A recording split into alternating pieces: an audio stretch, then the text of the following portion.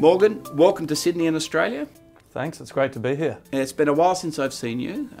When I saw you last, you were working in Hong Kong. You're now working in Dubai at Jumeirah Central, where you're the COO. In a region that's renowned for mega projects, the project you're currently working on is one of the biggest. Would you mind telling us a little bit about this project, what you're doing on it, and what it means for Dubai and the region?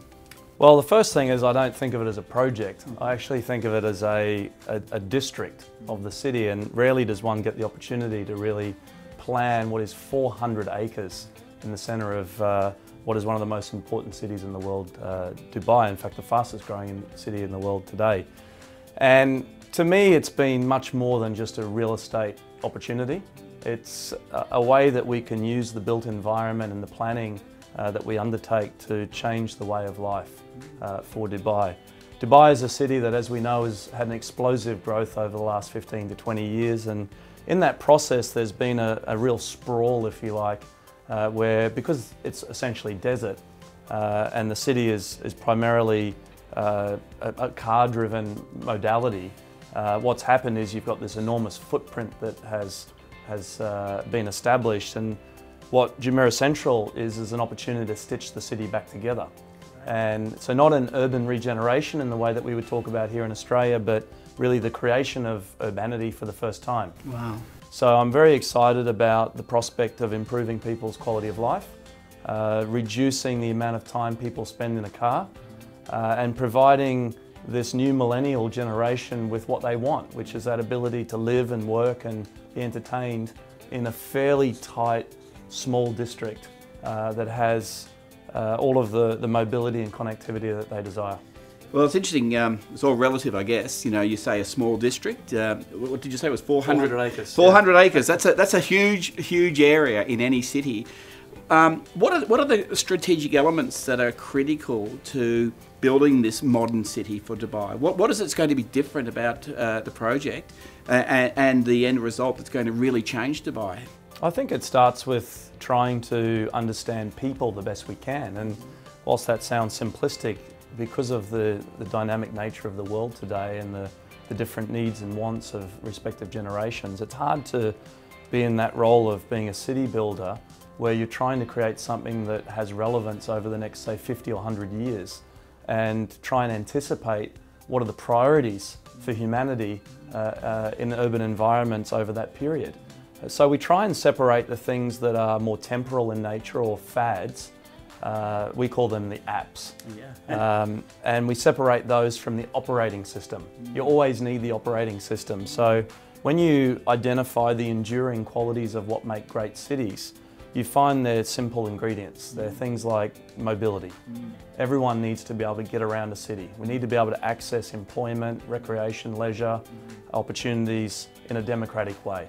So that's a big part of the social equity story that we're trying to create.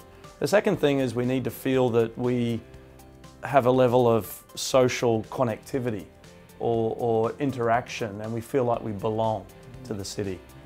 So I take a lot of time thinking about how the built environment that we create will promote and encourage that collision coefficient, that opportunity for people to have chance encounters, which stimulates commerce, a sense of community, and can even stimulate education and social interaction that provides a fulfilling life. And that must be, you know, that's incredible to hear that, and particularly so in the context of Dubai, which I guess has grown so quickly from such a small beginning, really, in such a short space of time. And you know, one of the personal experiences that I've had with Dubai is that it does feel that it's fairly artificial at times, and it's quite isolating for people to live there.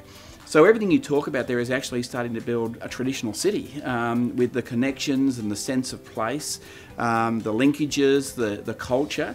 You know, that must be equally or incredibly more challenging than, say, in other established cities to create this new place in such a new environment. Yeah, I liken what we're doing at Jumeirah Central to walking up to an ice cream store in Dubai.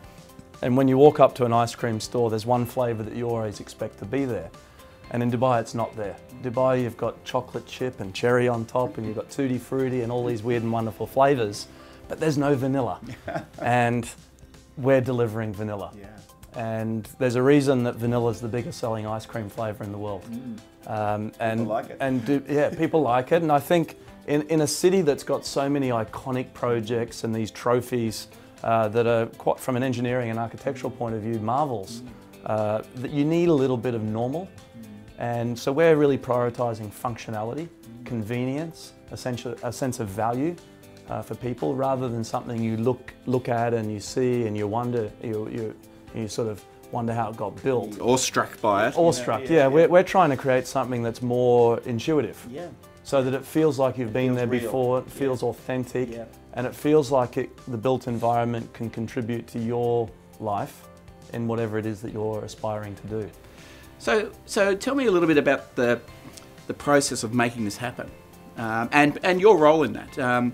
You know, it's obviously at a different scale to a lot of us are working in Australia and other places.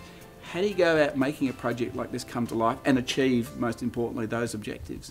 For me, I think I'm in a very fortunate position, having lived and worked in so many different countries over the last few decades, that I love observing the world and studying all the cities that I've lived and worked in, but just visited as well, and trying to find common themes that result in positive outcomes.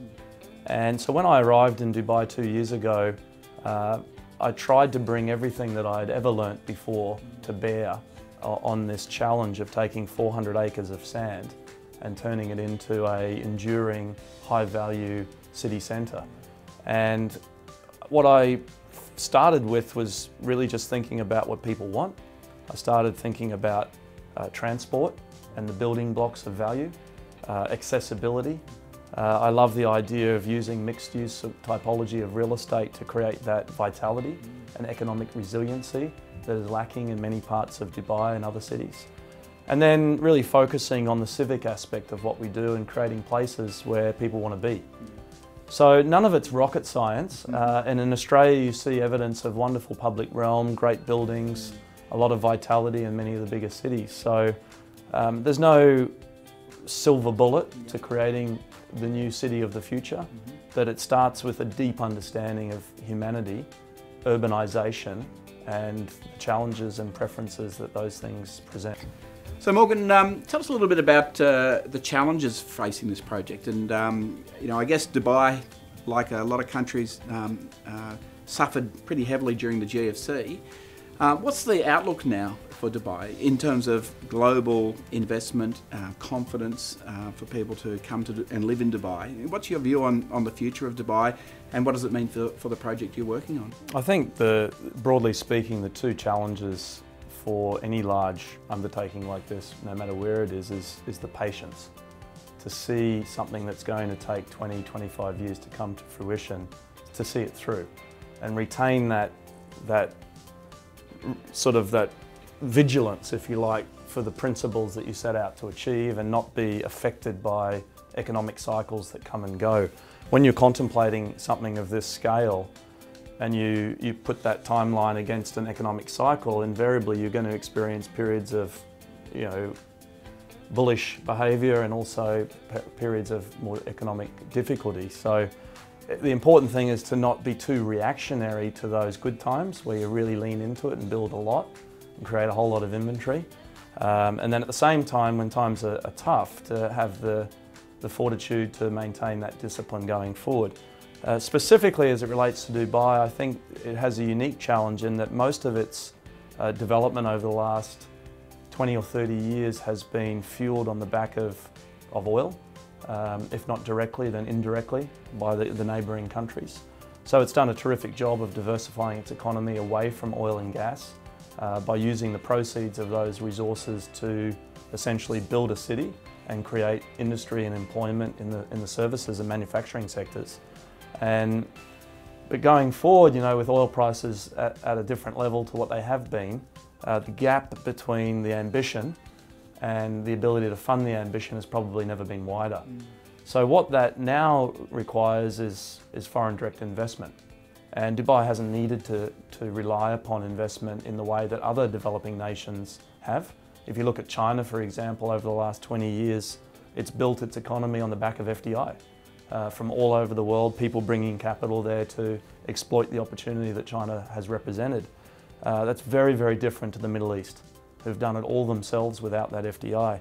So what we're doing at Jumeirah Central is we're creating 278 buildings in this new city centre, and we're doing it in a way that we think will be conducive for attracting institutional investment.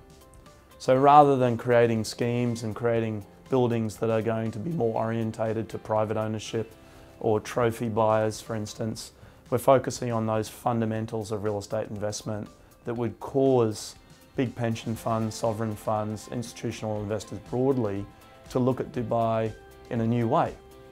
And we're excited by the feedback that we get, that people say we want exposure to Dubai. We look at our map of exposure across the portfolio. We own buildings everywhere, but we don't have any exposure in the Middle East. And Dubai is the natural place to have that. And they lament the fact that there's not been the opportunity to do it earlier. So it hasn't taken much to sort of put that buyer-seller opportunity together. It just needs us to create clear title, sensible buildings that are properly managed, and that will grow according to the economy. So that's, having that investor mindset as you're a city builder is very, very important from the outset.